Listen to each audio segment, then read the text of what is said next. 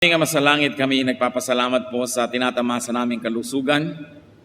Salamat po sapagkat kami ay malaya na nakapagtipon-tipon. Salamat po, Panginoon, sapagkat kayo ay liwanag, kayo ang aming lakas, kayo ang aming buhay. Mangusap po kayo sa amin, turuan nyo kami ng isang personal na relasyon sa inyo. Ipakita nyo sa amin ang dapat naming makita. At nawa, Panginoon, madagdagan man ang aming karunungan, magamit ito upang malapit kami sa inyo, upang lalo kami maging kawangis ng iyong anak na si Jesus, at lalo naman kami maging kalugod-lugod sa inyo. Bless us. Speak, O Father. Speak to your people. Lead us unto greater godliness. In the name of your Son, Jesus, we reject, rebuke, and drive away any presence of evil, and we frustrate any malicious plan against your holy assembly. We hide in the shadow of your love and protection, and we seek your light. Let your light shine upon us. In the name of Jesus, our Savior, we pray. Get personal with Jesus. Bakit po marami mga karanasan ng mga tao na religious experience, pero walang spiritual experience na kasama? Not everybody who goes to church actually gets a private audience with the Lord. Hindi ko mo ang isang tao ay relihiyoso o matagal nang may relihiyon sa kanyang buhay ay espiritual at banal na nga siya. What are the two modes of relating with God among many other spiritual modes? One of that is what we really see all the time, which is corporate. The corporate mode of relating with God. It is through the church or the assembly, through the congregation, through the fellowship. Meron po tayong pakikitungo sa Diyos na ginagawa natin bilang isang grupo, isang assembly, isang pangkat, isang iglesia. At ito po ay kilala at nakilalang lalo na ng mga naunang Kristiyano sa atin. Matapos ang Panginoon ay bumalik sa langit at naiwan ng mga mananampalataya na nangangapa kung ano ang kanilang gagawin, sila ay laging nagsama-sama. Acts chapter 2 verses 42 to 47. They devoted themselves to the apostles' teaching and to the fellowship, to the breaking of bread and to prayer. Everyone was filled with awe, and many wonders and miraculous signs were done by the apostles. All the believers were together and had everything in common. Selling their possessions and goods, they gave to everyone as he had need. Every day they continued to meet together in the temple courts.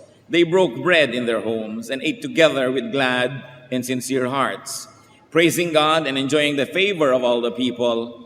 And the Lord added to their number daily those who were being saved. Ito po ang report sa buhay ng mga unang Kristiyano. Dapat po nating tandaan na bago naging uso ang Kristyanismo, ang relihiyon sa Israel ay yung tinatawag nating Judaism. At ang Judaism ay mayroon po yan na isang main component na corporate worship. Ang mga tao ay nakikita-kita sa templo, sabay-sabay nilang ginagawa ang mga dapat nilang gawin, ang kanilang mga ritual, kung ano-ano pa. At nasanay doon ang mga Israelita, kaya nung naging Kristiyano sila, ipinagpatuloy nila yon, subalit ngayon mas personal. Sapagkat hindi sila ang official religion at that time, in fact, they were considered a cult at that time, so they were meeting in people's homes.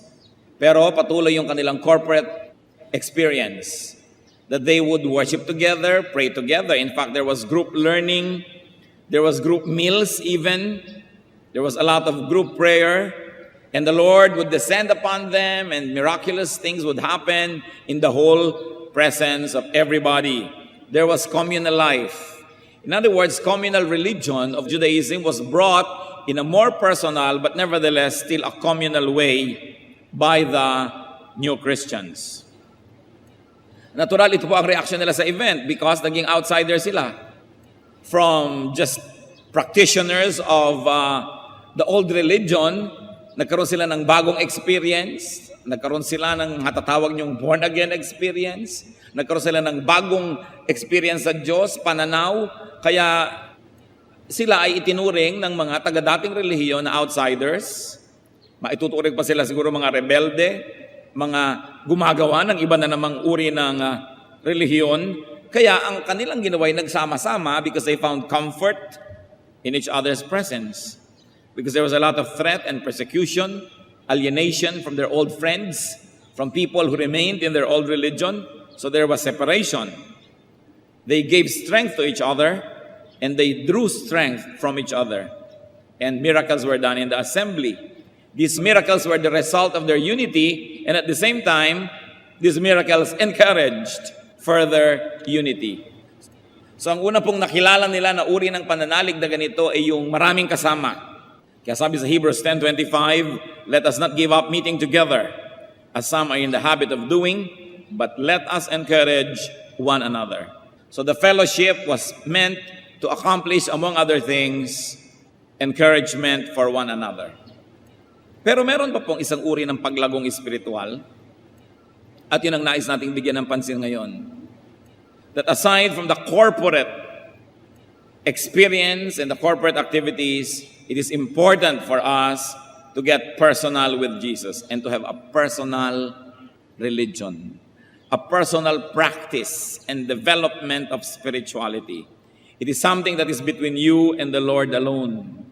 Na hindi mo kailangan at dapat wala ng speaker, Bible study leader, walang usheret, walang mga kung ano-anong mga musician and singers and dancers, because it's between you and God. It is, and it must be prioritized alongside with corporate religious experience. And the Lord Jesus taught and modeled a very personal relationship with God. Mga kapatid, ito pong isang uri ng paglago ng Kristiyano na madalas ay napapabayaan. Halatang-halata pag napapabayaan natin yung corporate or group experience. Absent ka sa church, alam. May mga churches, nasa bulletin board yung pangalan mo. Pag absent ka, tatawagan ka na agad, pupuntahan ka na, ba't ka absent? Alam na alam, kitang-kita. So pag nagpabaya ka dun sa yung corporate aspect of your faith, halata. Pero meron pong pagpapabaya na hindi laging nahahalata, yun ay ang personal practice of your faith. A very personal one. Kasi walang magche-check sa'yo eh. Kayo lang ng Diyos ang nag-uusap. Pero napakahalaga po nito. In fact, the Lord Jesus Christ taught about personal prayer. Very importantly, the Lord modeled it. Matthew 14:22-23, among other verses that talk about the same thing. Immediately, Jesus made the disciples get into the boat and go on ahead of him to the other side while he dismissed the crowd. After he had dismissed them, he went up on a mountainside by himself to pray. When evening came, he was there alone. Ang Panginoon po ay maraming public activities, pero ang dami din niyang private and personal activities, especially personal prayer. The Lord also modeled personal worship. Mark 14:35-36. Going a little farther, he fell to the ground and prayed, Abba, Father. And he said, so on and so forth. That by himself, the Lord would worship without the group, without the choir, without everybody else. And therefore, the Lord had personal fellowship with the Father. Napaka-personal. And there was also, obviously, personal study of and reflection on the Word. As we can glean in Luke 2:46-47, nung ang batang Jesus, 12 years old, talked with the scholars at the temple. After 3 days, they, meaning Mary and Joseph, found him in the temple courts, sitting among the teachers, listening to them and asking them questions. Everyone who heard him was amazed at his understanding and his answers. If that body of scholars was to symbolize the Word of God, the known and written Word of God, he was there alone studying such words through these men. Meron siyang pag-aaral na mag-isa, at marahil hindi lang yon, nagbabasa rin siya ng mga scripture mag-isa. The Lord also practiced personal fasting. Hindi ko malaman ngayon kung bakit hindi na makapag-fast ang mga churches kung hindi grupo, kung hindi ang dami-dami, tambak-tambak, sabay-sabay magpa-fast. But the Lord fasted privately. Luke 4:1-2, Jesus, full of the Holy Spirit, was led by the Spirit in the desert, where for 40 days he was tempted by the devil. He ate nothing during those days. The Lord also encouraged and taught about personal charities and good works. Matthew 6:3-4. But when you give to the needy, do not let your left hand know what your right hand is doing. so that your giving may be in secret. Then your Father who sees what is done in secret will reward you. Sabi niya, when you pray, go into your room. Pray by yourself. When you do good things, do it alone. It doesn't mean that we're not going to pray together with other people and other believers, that we're not going to do good things in a team, but it is important to realize that part of our growth is hinged on our personal practice of the faith. Therefore, the Lord had a very personal religion and spirituality, one that even challenged the establishment and public morality. Sa sobrang development po ng personal spirituality ng Panginoon, meron siyang mga paninindigan na salungat pa nga doon sa paninindigan ng templo at sa itinuturo ng relihiyon o ng establishment. Kaya sabi niya sa Matthew 5:27 to 28, you have heard that it was said, do not commit adultery. Yun ay itinuturo ng temple.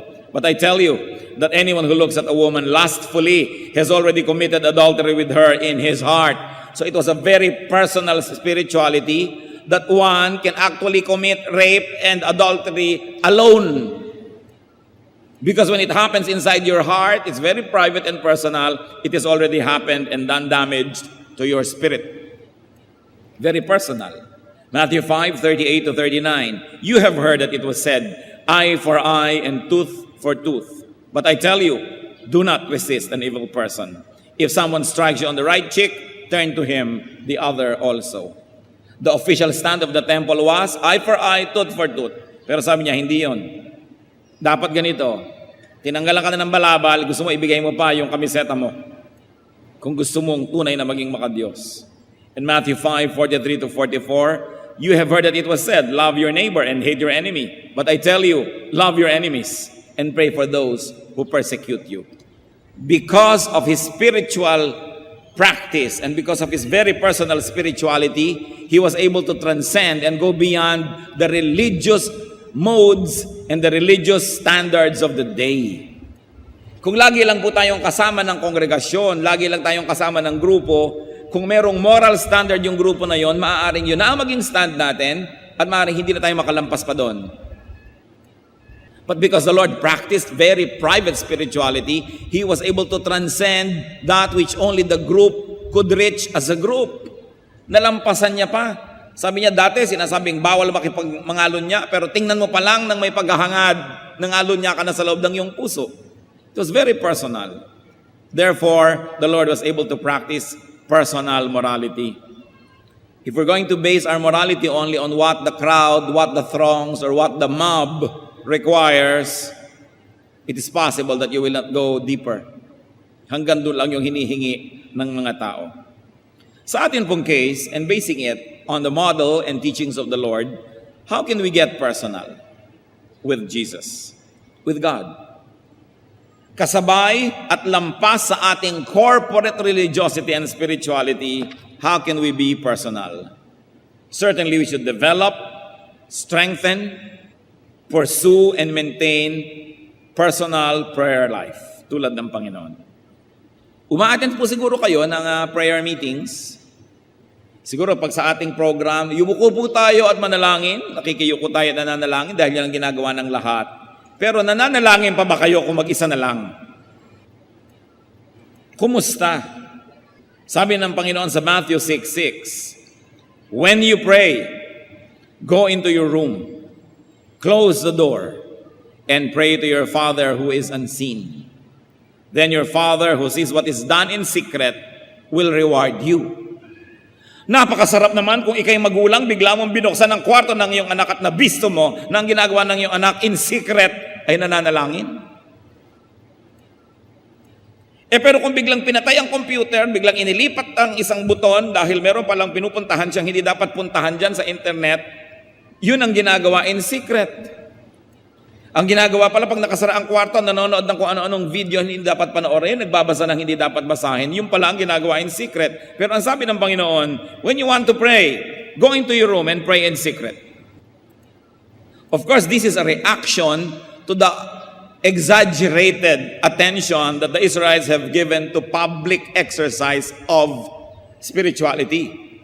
That now they were doing it for the sake of what the public will see, no longer for the sake of what the Lord would see.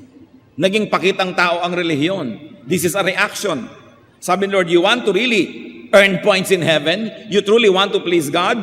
Pray in private when no person can praise you, and you will not earn social points by being tagged as a religious person. That is a pure kind of prayer. So are we closing the door behind us and praying to our Father in secret? How is our personal prayer life? Gaano karami sa atin ang nakakahigit ng 20 minutos ng prayer sa isang araw, kasama na ang panalangin sa pagkain? Remember the emphasis of the Lord, personal prayer. That's important if you will grow spiritually. And we must have personal worship. Pwede bang biglang binuksan mo naman ang pinto at nakita mo naman ang member ng iyong pamilya nagwo-worship kay Lord? Maybe singing to the Lord, maybe kneeling, maybe dancing to the Lord, praising God privately. Si Job had an example, chapter 1, verse 20. At this, Job got up and tore his robe and shaved his head. Then he fell to the ground in worship. Definitely he was alone because even his wife was torturing him. Pero nananalangin siya, nag-worship siyang mag-isa. Tayo po ba nakakaranas at sumasamba sa Panginoon mag-isa? Kung meron kayong mahal sa buhay, di ba gusto nyo paminsan-minsan mag-isa kayo? Mag-dinner tayo lang dalawa. Magbakasyon tayo lang dalawa. Ayaw mo nang ang dami-daming kung sino-sinong nandyan, wala na kayong panahon para mapag-isa. Ganon din ang Panginoon, gusto niyang mapag-isa tayo, kasama niya. Hindi laging may tao, kasi pag may tao, himbes mag-worship ka, may kausap ka pa, nagkukwentuhan pa kayo. Meron pang oras ng worship, nagpapakitaan ng singsing. Nagpapakitaan ng kung ano-ano, nagkukwentuhan, naaagaw ang atensyon. We must have personal worship. And of course, also, we must develop a very personal fellowship with God. Pakikipagniig. We need to be alone with God. Sabi nga sa Bible, itong mga taong ito had a very personal relationship with the Lord. Noah walked with God. Abraham was called God's friend. Moses spoke to God face to face. And David was called a man after God's own heart. In spite of his public and widely publicized sins, David is called a man after God's own heart because of his private relationship, a very personal relationship with Jesus. What else should we do? To develop and maintain a personal study of and reflection on God's Word. Nabubuksan lang po ba ang Bible kung may Bible study? Baka nga kung minsan dahil sa technology, pina-PowerPoint natin, hindi na rin nabubuksan yung Bible, wala nang dala eh. Paano kung minsan nasira ang ating gamit at sinabi natin, buksan nyo ang Bible, may dala pa ba kayo? O sobrang umasa na sa technology? Kaya yung mga iba, pagka magba-Bible study, pag binuksan mo yung Biblia, dikit-dikit ang mga pahina. Hindi man lang kasi nabubulat-lat ang Bibliang ito. Ang tagal na ng Biblia, bagong-bago pa. Ezra 7:10, Ezra had devoted himself to the study of the law of the Lord. Mga kapatid, nabe-bless po tayo kung mayroong isang mag-aaral at pagkatapos tatayo dito at ibubunyag sa atin ang itinuro sa kanya ng Diyos habang nag-aaral siya. Yun ang ginagawa ng preacher. Pero alam niyo po ba na napakaraming ibubunyag at ituturo ang Diyos sa inyo directly, personally, if only you would study the Word of God on your own. The Word of God is not for experts. It was written by ordinary people to be read by ordinary people. Pinapahirap lang yan ng mga scholar para sila maging importante. But I'm telling you, even without seminary education and without a PhD in theology or kung ano-ano pa, you open the Word of God, you pray, you approach it with a humble heart, and the Spirit of the Lord is going to teach you. And the joy of discovering God's truth or a certain facet of this truth in a personal way is one of the highest joys available to human beings. Gaano karami po sa atin ang nag-aaral talaga? Ay, ako po nag-aaral, nagka-quiet time ako. Nagka-quiet time ka, bubuksan mo yung iyong guide. Bubuksan mo yung devotional mo sa page ganito, sa ganitong araw, babasahin mo yung sinabi ng author na basahin doon, at babasahin mo yung kanyang sinulat na konting essay, at pag sinabi niya, pray ka naman, At akala mo nag-aral ka na nga ng salita ng Diyos, binasa mo lang ang pag-aaral ng iba. Pero iba yung kayo mismo ng Panginoon na mag-uusap, mag-aaral. Napakahalaga nito mga kapatid. Huwag po tayong malibang na kung umatin kayo ng church at idinedeclare ang salita ng Diyos, kumpleto na. It's only 1/2 of your growth. The other half must depend on your personal study.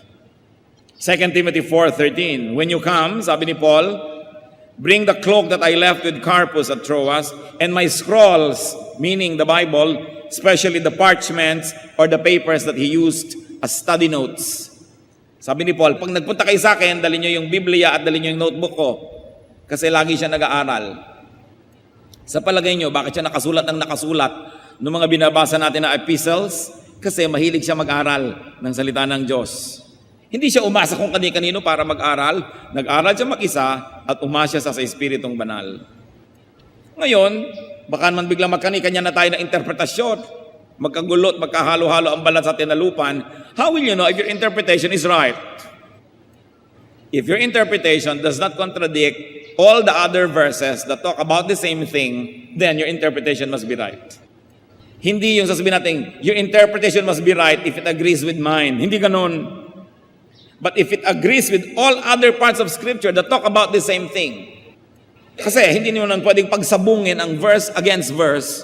Dahil ito ang reading mo dito, may nagsasabing ganito tungkol din sa ganung bagay, kaya kailangan pinag-aaralan. At kung meron po kayong interpretasyon na sobrang kakaiba sa nakaugalian ng interpretasyon ng church for many, many centuries, well, be a little bit suspicious of your interpretation, but it doesn't mean that if it doesn't agree with everybody, ikaw ang mali at tama sila. Dahil ang Panginoon nga sinabi, you have heard that it was said, and you have accepted that it's like that, but I'm telling you, it's like this. Pero huwag naman natin agad-agad ipamamalita at gagawing doktrina kung sobrang kakaiba dahil baka nga mali. Kaya kailangan isinasangguni din natin sa ibang kapwa natin nag-aaral. But that should not discourage you from private study. Because most of what the Bible teaches will be just about our personal life and how we interpret it and how we apply it to our lives. At kung meron po kayong interpretasyon na sobrang kakaiba, tiyakin ninyo na kung i-apply nyo man sa buhay nyo, personal lang. You can say, well, to me, I'd like to obey this verse in this way, but you should not impose it on other people because it's just a very personal interpretation. Lalong-lalo sa mga spiritual gifts, tulad ng mga prophecy, visions. You say, well, nakakita ako ng ganitong panaginip at sinabi sa akin ng boses, gigising ako ng 3:00 ng umaga para mag-aral ng salita ng Diyos. Well, you may want to apply it to yourself, but you cannot make a doctrine out of it and force everybody else to wake up at 3 and study the Word of God just like you do. So pagka mga ganun ng interpretation, personal na lang ang application. Hindi mo pwedeng gawing doktrina. Kasi maaari ka naman talagang kausapin ng Diyos in a personal way. Tulad ng pinagawa niya si Noah ng ark, alangan namang gumawa tayo lahat. Pinagawa si Solomon ng temple, alangan namang gumawa tayo lahat. So may pinagagawa siya sa specific people, and even now we believe that God speaks to people. At kung minsan may ipinapagawa talaga sa iyo, may inuutos. Sabi sa iyo, itong ganito, ibigay mo kay ganon. Pero hindi mo pwedeng sabihin sa kumari mo, yung ganyan mo rin, ibigay mo rin kay ganon. Kasi ikaw yung kinausap, para sa iyo lang yun. Dapat hindi po magulo ang ating personal study. Kasi kung sobra naman nating didibdibin yung mga personal interpretation natin, and we will make it mandatory for everybody else, magkakagulo. That's when you begin to consult the scholars and the so-called experts. But in your personal application, you don't need them. So long as your interpretation and your application will not contradict another verse that talks about the same thing, and will not be destructive to you and others, and will of course conform with soundness of mind. Kasi merong mga, ito po totoo, may vision ako, para daw ako maging humble, kailangan humiga ako dyan sa pintuan ng simbahan at lahat ng tao ay magpunas ng paa sa aking damit. May mga nangyaring ganon sa Amerika. Hindi naman yata consistent sa character ng God yun na para ka maging humble, maging basahan ka doon sa pintuan. So baka sister naman, guni-guni mo lang yung interpretation mo. Kasi it goes against sound judgment. It goes against all logic that God would like to debase you and your personality just because God is teaching you to be humble. But don't let these issues prevent you from your personal study and reflection of God's Word. Also, we must practice personal fasting. When you are convinced and when your conscience tells you to. I cannot say, mag-fast ka. Kasi kung hindi naman tausa yung puso, baliwala rin yun. Pero anong sabi ni Lord tungkol sa fasting? Matthew 6:16-18. When you fast, do not look somber as the hypocrites do. For they disfigure their faces to show men they are fasting. I tell you the truth, they have received their full reward. Pag napuri siya ng tao dahil nagfa-fast, yun na ang reward niya, yung puri ng tao. But when you fast, put oil on your head and wash your face, so that it will not be obvious to men that you are fasting, but only to your Father who is unseen. And your Father who sees what is done in secret will reward you. So a very personal fast. Now, fasting may be physical, which means food, but more importantly, fasting should be spiritual. The denial of worldly and sinful nature. Sabi sa 1 Peter 2:11, Dear friends, I urge you, as aliens and strangers in this world, to abstain from sinful desires which war against your soul. And that is a spiritual fast. Gusto-gusto ng katawan mo yung ganitong masamang kalayaw at hilig, then you deny yourself, that's a form of fasting. In fact, much higher, I think, than just fasting from physical food. Napakahalaga po na may personal fast. It doesn't always have to be a national fast. It doesn't always have to be a whole congregational fast, but a very personal one. Then we should develop personal charity and exercise of good works. 1 Timothy 6:18, command them to be good, to be rich in good deeds, and to be generous and willing to share. When people share, when they do good things to the weak, to the needy, to the destitute, to the poor, there is a miracle that happens in their hearts, that their spirituality gets to be more sensitive, it gets developed, and you evolve spiritually. It is a result of obedience to the Lord in doing good works. We've got to develop and practice personal religion, personal spirituality. James 1:27 is very explicit. Religion that God our Father accepts as pure and faultless is this: to look after orphans and widows in their distress, and to keep oneself from being polluted by the world. Pag meron po tayong taong nasabing, yan relihiyoso, ang tanong, meron ba siyang charities? Siyempre, the orphans and widows here are representatives of a certain class of people. People who are disempowered, people who are marginalized, people who are weak and cannot defend themselves. So any person who says, I'm spiritual, I'm Christian, tanong, meron ka bang ginagawang kabutihan para sa mga kapuspalad? At kung sasabihin, ako nga kapuspalad, ako dapat gawa ng mabuti, surely you will be able to find someone who is weaker and poorer than you are.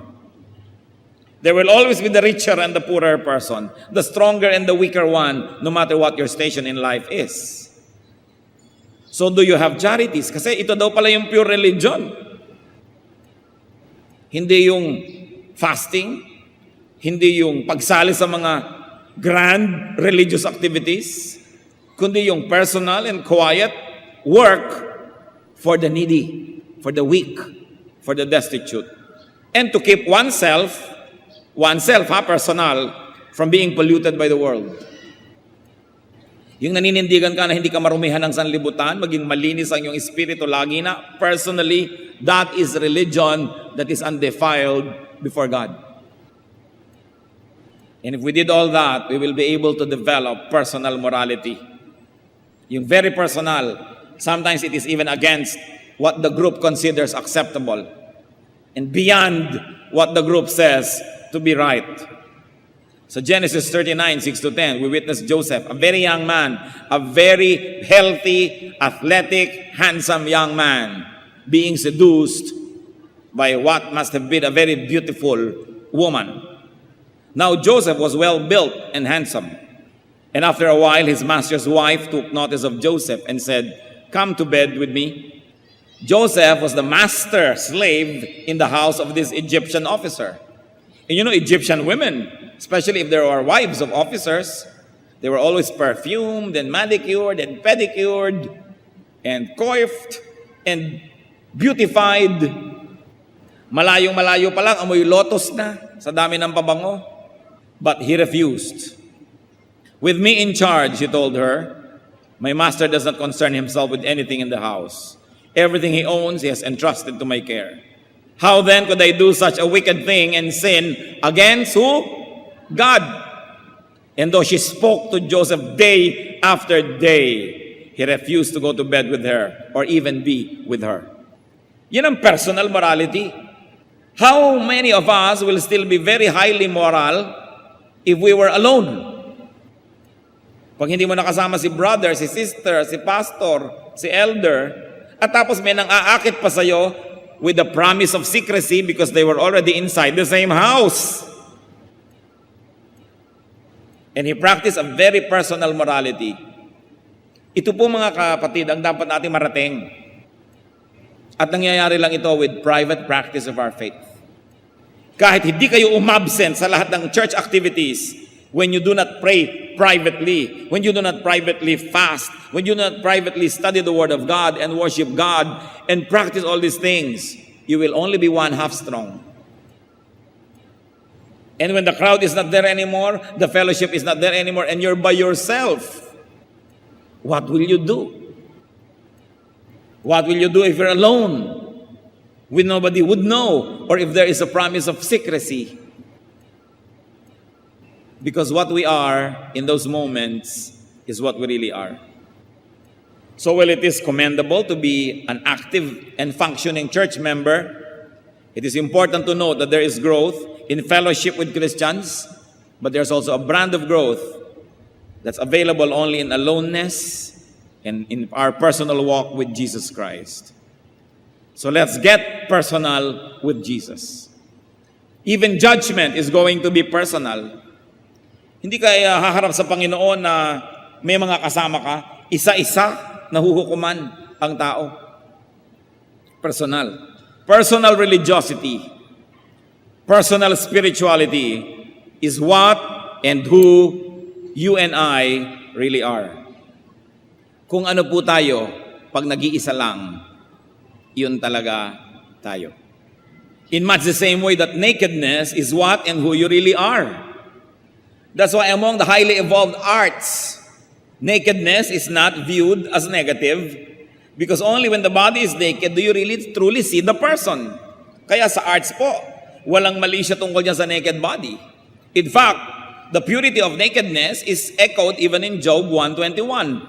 Naked I came from my mother's womb, and naked will I depart. So kahit naka-Amerikana ka o barong Tagalog nung ibinurol ka, ang totoo no, nung namatay ka at sa makabilang buhay ka, you were naked. 1 Timothy 6:7, "For we brought nothing into the world, and we can take nothing out of it, not even clothes." So merong nakedness ang ating spirit when we come to the world and when we leave it. You know what's wrong with clothes? Clothes hide the true person. Clothes cover reality, and clothes give a false identity. Baka naman mamaya magpaburol kayong walang damit, lalo magkaskandalo. Hindi ito ang pinag-uusapan natin. What do I mean? Ang isang hampas lupa, ugaling basahan na tao, bihisan mo na ang ganda-ganda, turuan mo ng deportment and courtesy, at marunong siyang magdala ng sarili, makakapangling lang na isa siyang marangal na tao. At isang kerangal-rangal na tao na hindi maka-afford ng magandang damit, gudagulan itong mga damit na pagkakamala nating walang kwentang tao dahil yun ang suit niya. Kaya yung nakedness that shows the true person is important. Magtataka ang marami, bakit si David, nagsayaw siya before the Ark of the Covenant, before the Lord. Hinubad niya ang kanyang mga robes. At ang natira lang yung underwear niya na linen. Kaya na-scandalize ang wife niya. So niya, baduy mo, nagsayaw-sayaw ka doon, naka-briefs. Sapagkat ugali po nung araw ng mga slaves, when they dance before their masters, naka-undergarment lang sila. Dahil sinasabi nila, slave ako, wala akong karangalan, hubad ako. At yun ang ginawa ni David. Baka mapagkamalan at malito ang mga tao kung sino ang hari dahil nakabihis hari siya nung sumasayaw sa Diyos para walang kalituhan na Diyos lang ang hari, tinanggal niya yung kanyang damit na panghari at nagsuot siya ng pang-slave lamang. Kaya natuwa ang Diyos sa kanyang sayaw. Yung mga malisyoso, iba ang makikita nila doon. Pero huwag niyong kakalimutan, nung nilibak-libak nitong si Michal na asawa niya, yung sayaw ni David, the following verse said, "And Michal remained barren, childless, all her life." Nagkaroon ng sumpa kasi pinentasan niya yung sayaw para sa Panginoon, nakatanggap-tanggap sa Panginoon. Huwag kayong namimintas-mintas, lalo't yung mga sumasayaw sa Panginoon. Baka rin kayo maging baog. And that is not biological because we can be spiritually childless and fruitless. Yung mahilig mamintas sa mga expressive worship sa Panginoon. So David took off his royal garment so that there would be no question as to who was king.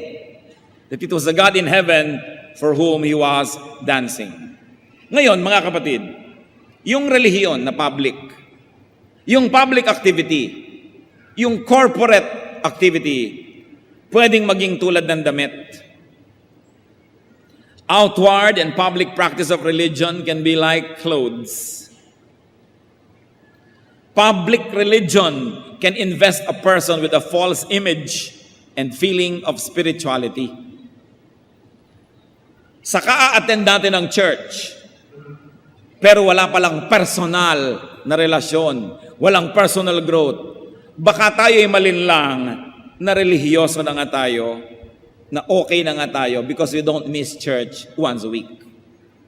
That we attend public events. It's like clothes that can hide the truth. Kaya ang mahalaga, beyond it, pag binuksan, makikita totoo pa rin. Corporate religion has to be balanced by and rooted in personal spirituality. It must be rooted in personal relations with Jesus. Kaya, kahit ang church nyo ay maging pabaya, hindi nagpapa-prayer meeting, hindi kayo nazizero kasi may personal prayer kayo. Kahit ang church ay magkulang sa pagpapa-Bible study, hindi kayo mawawalan kasi meron kayong personal Bible study. In other words, magkulang man ang church leadership, magkulang man yung church, hindi kayo manganganib kasi meron kayong personal spirituality. Kung may personal na kayo, tapos mapag-aruga pa ang inyong church at ibinibigay lahat yung public events that can make you grow, di lalo tayong nagiging kawangis ni Kristo. And God is able to change us from glory to glory. Pero tatandaan ninyo, your church can do with you and for you only one half of your growth. The other half, you have to do on your own, alone with the Lord. Kailangan may pananagutan. Ang bata, pakainin mo ng pakainin bago umalis patungo ng eskwela. Kung maghapon na hindi kakain at maglalaro lang nga atupagin, hindi rin siya lulusog. Kailangan may sariling bait. Kailangan alagaan ang sarili. Kung pinapabayaan ka pa ng church mo, di lalo kang dapat mag-alaga sa iyong sarili. May mga ibang bata, bakit alauna ka na umuwi ng madaling araw? Yung nanay ko nga po, 2:00 pa. Tatay ko nga, hindi pa umuwi, 3 taon na. Yung pala wala nang nag-aalaga sa'yo, itatapon mo pa rin yung sarili mo. Di dapat lalo mo alagaan ang sarili mo. Hindi ka na pala naaalagaan ng magulang mo. Lugi ka naman kung pati ikaw magpabaya pa sa sarili mo. Kaya dapat inaalagaan natin ating sarili. Jesus emphasized spirituality that was very personal.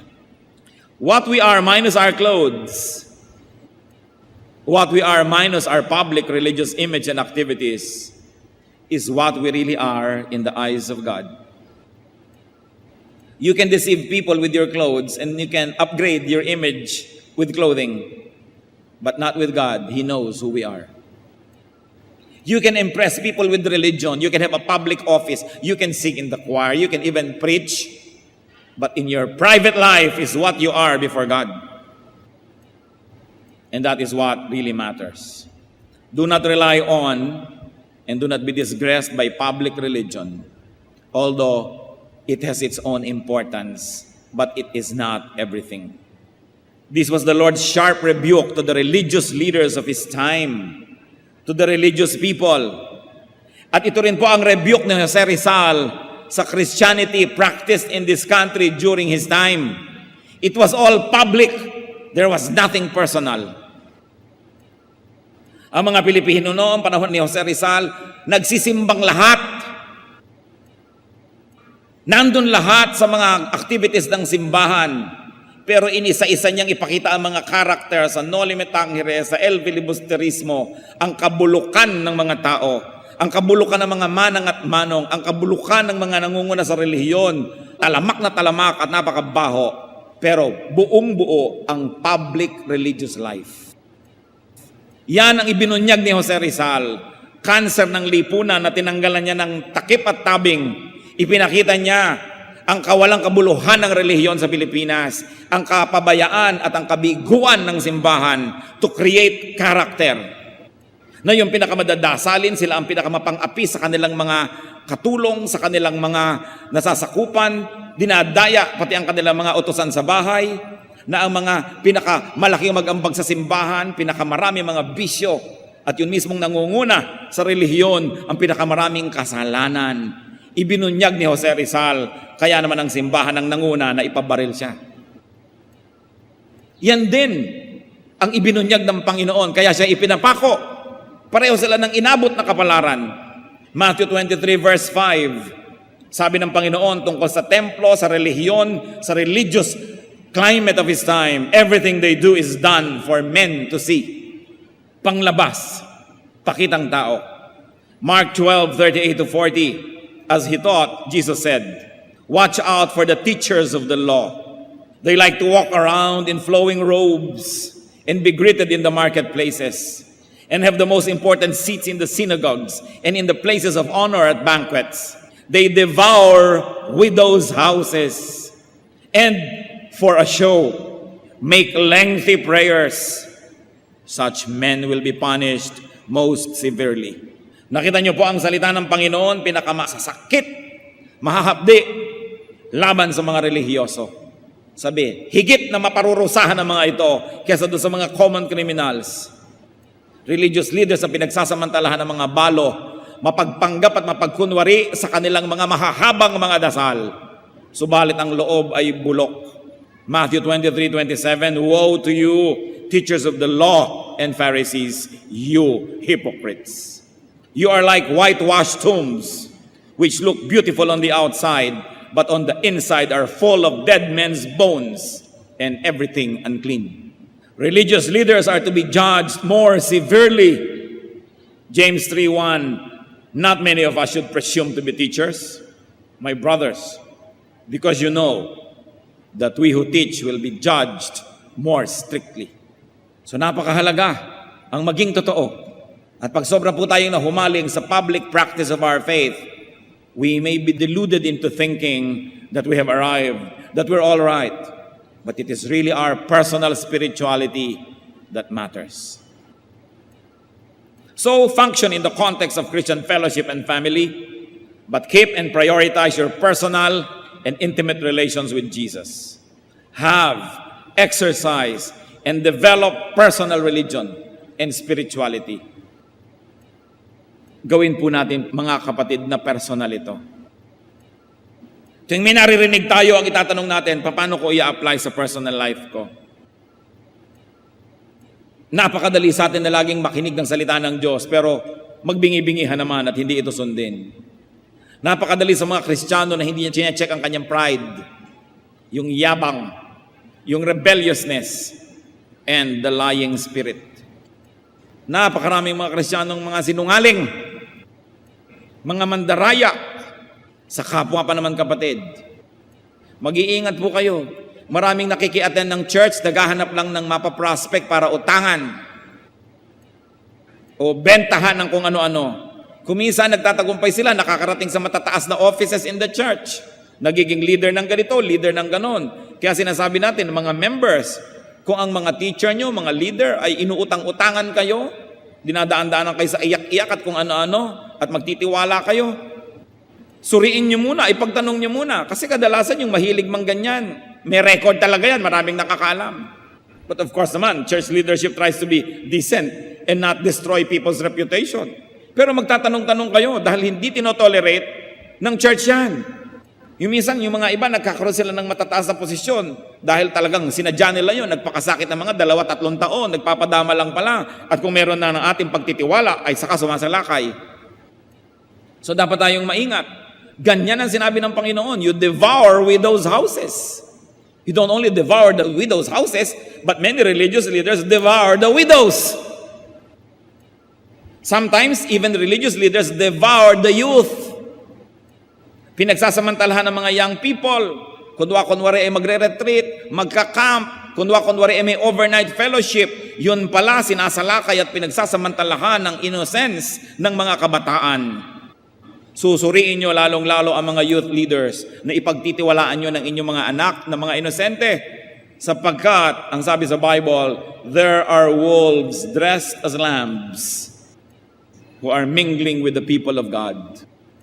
May mga youth leader na sila ang sex molesters. Pinagtitiwalaan ninyo, yun pala sila ang sumisira sa inyong mga anak. Kaya dapat tayong masuri, madalanginin, sapagkat maraming mga huwad maging sa loob ng iglesia. Alam lahat yan ng Diyos. Pero tayo kasi mga tao, ang ganda-ganda naman, laging naka-close neck siya, may dalang malaking King James Bible, magtitiwala ka na agad. Kaya sinasabi natin, it's not only what you see in public, that's why we should pray for discernment, that we should be able to feel in our heart what kind of heart the other person has. Huwag kayong magpapadala sa nakikita nyo lamang. Si Balagtas mismo, sinabi, pag ang isinalubong sa inyong pagdating ay maamong mukha't may pakitang giliw, ihanda na raw ang inyong gagamitin sapagkat ya'y kaaway na lihim. Pag masyadong magiliw, masyadong sister, brother, bago kayo magtiwala, suriin muna. And there are people who have complete control over their lacrimal glands. They can cry on cue. At kung naawa na kayo, natangay na ang inyong hikaw at pulseras, sapagkat marami nandadaya sa pangalan ng Diyos. Nagsasamantala sa pangalan ng relihiyon. It is important to develop personal relations with God and personal spirituality. Out of that, you can make your personal moral stands that can govern your life. Romans 14:22. So whatever you believe about these things, keep between yourself and God. How far more can you be personal? Sabi, keep it between yourself and God and apply it as you would and as you are accountable to God. Blessed is the man who does not condemn himself by what he approves. And of course, you're talking about conscience. Sundin ang konsyensya. Yung konsyensya na nakababad sa salita ng Diyos. Yung konsyensyang nakaayon sa kalooban ng Diyos. Kumusta po ang ating personal prayer? Personal devotions. Personal Bible study. Personal works of charity and goodness to people. Kumusta ang ating personal worship? Ang ating personal life. This is where we are bare. Kaya po yung oblation sa UP nakahubad. Siyempre, noong mga 1930s, pinagtalunan pa kung lalagyan ng konting takip na dahon o hindi. Nanaig ang mga conservative, nilagyan ng konting dahon. Pero ang original concept noon wala. Because the oblation of UP is naked, looking up to heaven, saying, God, I am naked, clothe me with knowledge. We are all naked before God. We cannot hide anything. Hindi kayo lalago sa inaasahan at niloloob ng Diyos kung ito lang pagtitipon natin ang aasahan ninyo. Kailangan may sarili kayong pagsisikap, sariling personal na relasyon sa Diyos. Kaya kung may kulang pa tayo dito, yun ang pupuno. Napakahalaga. Aming Diyos, salamat, interesado kayo sa amin. Salamat po na kahit ang dami-dami namin, kaya niyong makipag-personal relationship with each one of us. Salamat po, pinapahalagahan niyo kami that you want to be personal with us. Ituro mo sa amin, Lord, to be more personal with you. Ano bang ibig sabihin nun? Paano ba namin gagawin? At sa mga gumagawa na nito na nakakaunawa ng binabanggit mula sa pulpitong ito, salamat at ibinunyag at inihayag nyo na sa kanila Yung kagalakan na nagmumula sa private worship, private prayer, nawa kung meron pang hindi nakakaunawa nito, Panginoon, hindi pa gumagawa, maging hamon ng sandaling ito upang ito'y simulan. Mga kapatid, manalangin tayo ng matahimik, mataimtim. If you have already discovered the glory, the beauty, the joy of personal relations with God, personal worship, prayer, study, thank God. And develop it even more. Hindi nyo kayang ubusan at ubusin ng Diyos. Habang handa kayong lumalim at tumaas, handa siyang samahan kayo. At doon pa sa mga hindi na-develop ito, manalangin ngayon, humingi kayo sa Panginoon ng kapangyarihan na gawin ito.